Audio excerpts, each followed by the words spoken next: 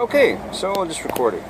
Anyway, I just made this, did it with like some glue that I got from the craft store. It's really good for speakers.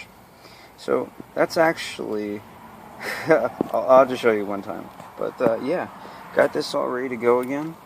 And I'm going to be, I did some gluing over there, which I really shouldn't have done. There's no real reason for it. Just put a gasket there, but whatever, it's already done.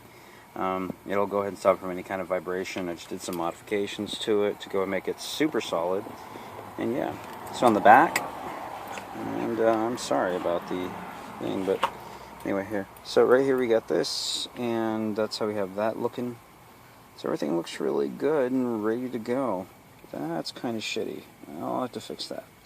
But yeah, these things work really, really, really good in the doors, especially for mid-bass. Wonderful.